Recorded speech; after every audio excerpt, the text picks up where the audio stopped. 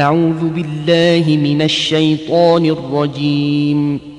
சபிக்கப்பட்ட ஷைத்தானை விட்டு அல்லாஹ்விடம் நான் பாதுகாப்பு தேடுகின்றேன்.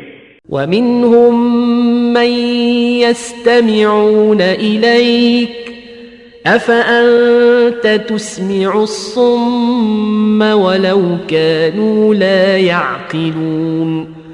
மேலும் நீர் கூறுவதை கேட்பவர்கள் போல பாவனை செய்பவர்கள் அவர்களில் பலர் இருக்கிறார்கள்.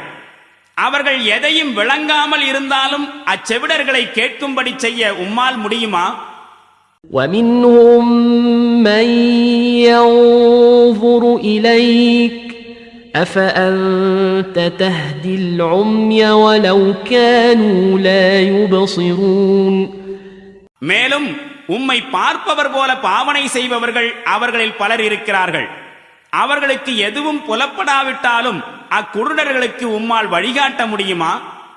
إن الله لا يظلم الناس شيئا ولكن الناس أنفسهم يظلمون.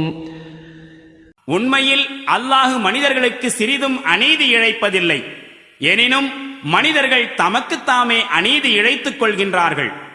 وَيَوْمَ يَحْشُرُهُمْ كَأَن لَّمْ يَلْبَثُوا إِلَّا سَاعَةً مِّنَ النَّهَارِ يَتَعَارَفُونَ بَيْنَهُمْ قَدْ خَسِرَ الَّذِينَ كَذَّبُوا بِلِقَاءِ اللَّهِ وَمَا كَانُوا مُهْتَدِينَ.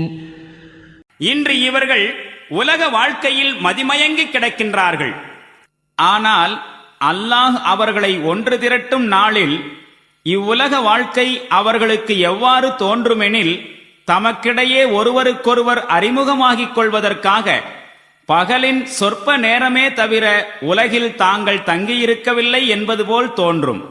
அல்லாஹ்வின் சந்திப்பை பொய் என்று கூறியவர்களும் ஒருபோதும் நேர்வழியின்படி வாழாதவர்களும் நிச்சயமாக பேரிழப்பிற்கு ஆளாகிவிட்டார்கள் என்பதும் அன்று உறுதியாகிவிடும்.